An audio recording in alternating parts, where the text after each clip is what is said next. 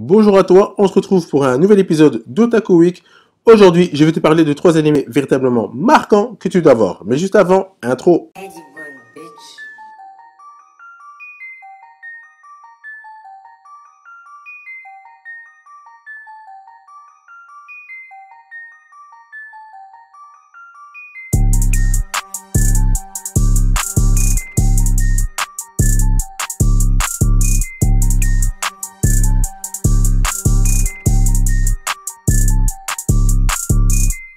On commence avec Toharu Ikushi Eno Koita. Désolé pour la prononciation.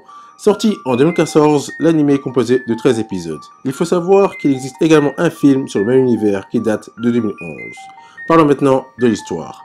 On suit la vie de Cal El Albus, un ancien prince qui a vu ses parents être tués à cause de Nina Viento, pour qui il éprouve une énorme haine. Plusieurs années plus tard, avec sa sœur adoptive, ils vont rejoindre une école d'aviation afin de trouver la fin du ciel. Cependant, ses camarades de classe et lui vont être impliqués dans une guerre. Vont-ils pouvoir tous s'en sortir? Parlons du scénario. Il est très bon. On a droit à un excellent mélange entre l'amour, la guerre et l'amitié. L'atmosphère change complètement lorsque la bataille commence.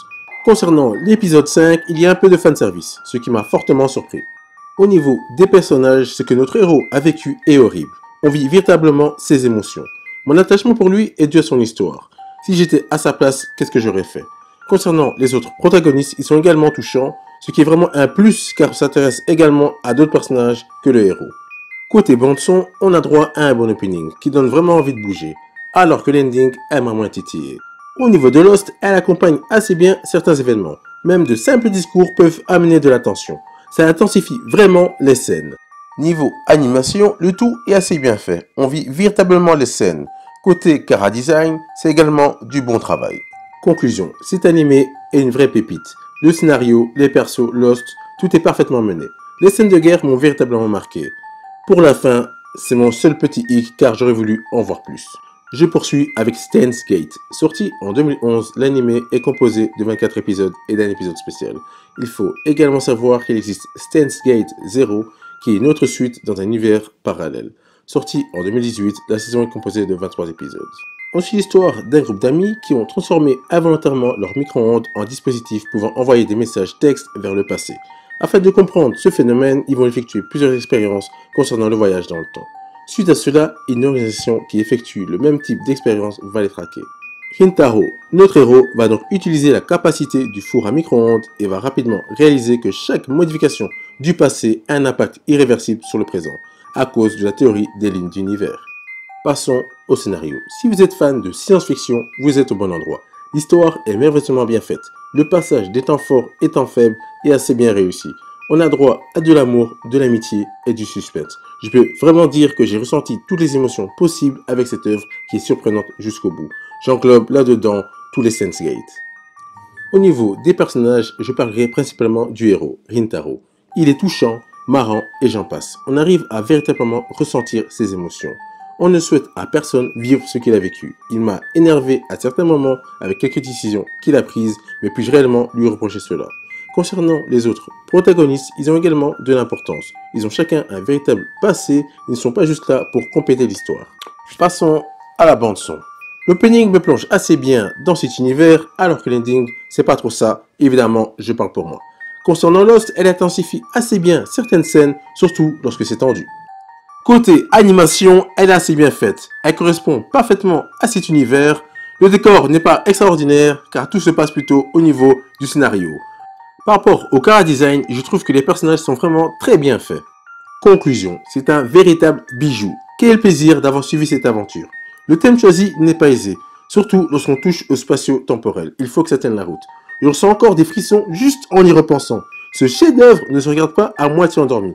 Chaque détail compte. Je finis avec Mirai Nikki. Sorti en 2011, l'anime est composé de 26 épisodes. On suit le quotidien de Yukiteru Amano, un jeune garçon solitaire qui se réfugie dans son imaginaire pour échapper à sa triste réalité. Cependant, un jour, l'imaginaire va devenir réel. Deus, une de ses créations, va lui donner la possibilité de voir le futur. Yukiteru, qui avait l'habitude de noter ses observations sur son GSM, voit qu'il peut maintenant y voir le futur qui l'entoure. Heureux dans un premier temps, cela changera quand il verra une prédiction sur sa mort.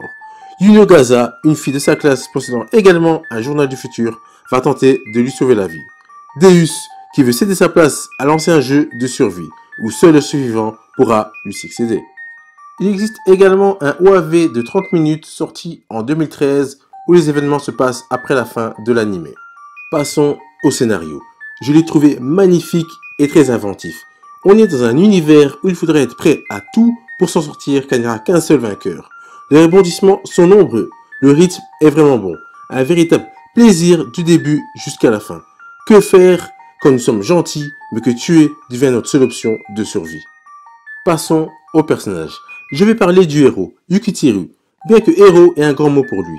C'est un jeune étudiant insociable, peureux, pleurnichard, qui ne sait pas se défendre lui-même. Bien que tout ça donne envie de ne pas le découvrir, c'est également ça qui m'a poussé à savoir ce qu'il allait faire pour survivre. Car il ne peut y avoir qu'un seul vainqueur dans ce jeu. Concernant les autres personnages, plus précisément les 11 autres candidats, ils ont tous une histoire personnelle. Ce qui fait qu'on ne peut pas toujours les considérer comme des méchants. Et ça, c'est vraiment un plus. Côté bande-son, l'opening et l'ending correspondent parfaitement à cet univers, alors qu'au niveau de Lost, elle intensifie véritablement les scènes. En ce qui concerne l'animation, elle est assez bien faite, et les chara-design apportent un truc particulier, surtout lorsqu'on observe Yuno. Conclusion. Je ne savais pas à quoi m'attendre en regardant cet animé et quelle claque. Je l'ai trouvé véritablement surprenant en tout point. Voilà, c'est fini pour cet épisode. J'espère que tu l'as apprécié. N'oublie pas de liker si ce n'est pas encore fait et de partager cette vidéo si tu apprécies mon travail. On se voit à la semaine prochaine pour de nouvelles aventures.